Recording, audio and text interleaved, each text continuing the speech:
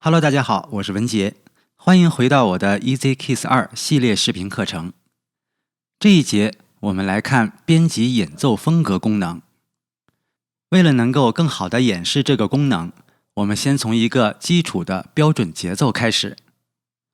不需要这么长，我们将其调整到4个小节，再随便指定几个和弦。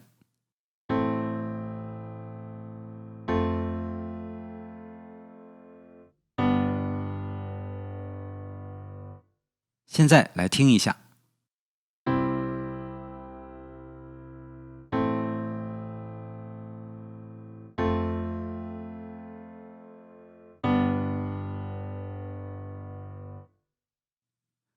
可以听到这个基础节奏中的 MIDI 音符只是简单的全音符注释和弦。编辑演奏风格功能主要就是针对节奏中的 MIDI 音符的。我们选中歌曲片段后，单击工具栏上的编辑演奏风格按钮，就可以看到这个功能的具体参数了。首先，这里提供了8度偏移功能，可以对当前所选片段中的 MIDI 音符进行整体的8度偏移。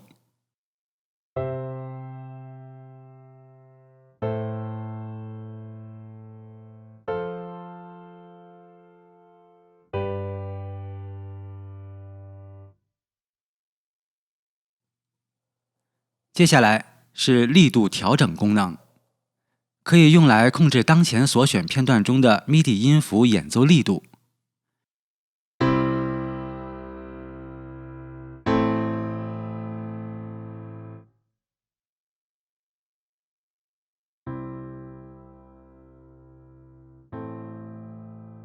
这不仅仅是回放音量的改变，因为 EasyKeys 2改变的是 MIDI 音符的力度，而不同的力度会触发不同的音色样本，所以回放时音色也会发生改变。在之前了解节奏界面搜索功能的课程中，我们提到过，在歌曲搜索界面顶部的工具栏中，也提供了8度偏移和力度控制功能。这2个功能不仅仅会影响到对节奏模板进行试听时的声音，还会影响到拖拽到歌曲轨道中的片段。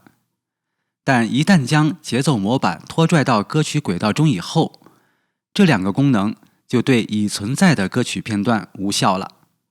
此时，要修改歌曲片段的8度偏移和演奏力度，就需要在编辑演奏风格功能中进行调整。接下来，这里还提供了音符密度控制功能，可以用来调整当前所选片段中的 MIDI 音符演奏密度。当参数调整为正数时，代表增加演奏密度，也就是增加每个小节的 MIDI 音符数量。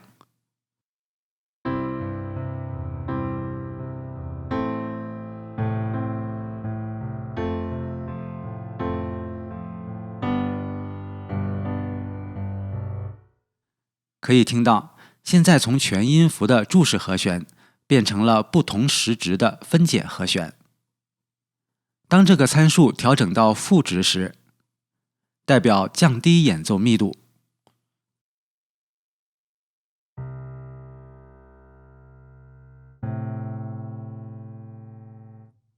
按住 Ctrl 键，再单击这个参数可以恢复到默认值。另外，这里还提供了一个长度参数，可以用来调整 MIDI 节奏中的音符时值长度。当参数小于100%时，节奏会出现更多的断奏感觉。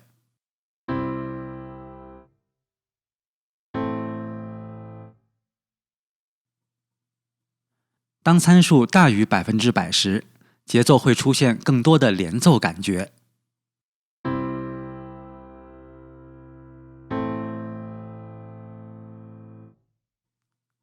将长度参数与密度参数相结合来进行调节，就能够非常智能地得到完全不同的节奏形态。当然，编辑演奏风格功能也不仅仅是指对自己添加的标准节奏有效，对 EasyKeys 2中的节奏模板也是有效的。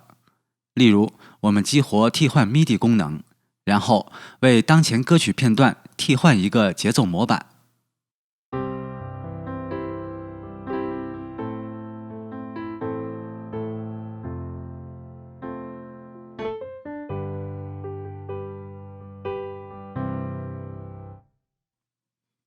然后也可以再通过编辑演奏风格中的参数，对这个节奏模板进行修改。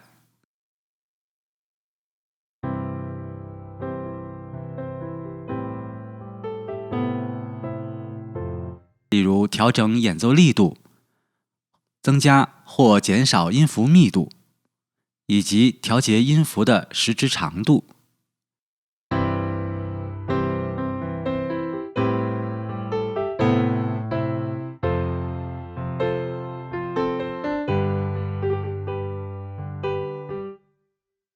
可见，通过编辑演奏风格功能，可以让我们更灵活地对节奏模板进行控制，以达到更为符合我们歌曲律动需求的目的。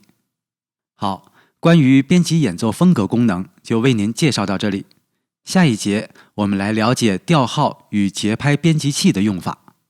如果您喜欢我的频道，请记得点击订阅并开启小铃铛，这样就不会错过我每一期的内容更新了。感谢您的支持，我们下个视频再见。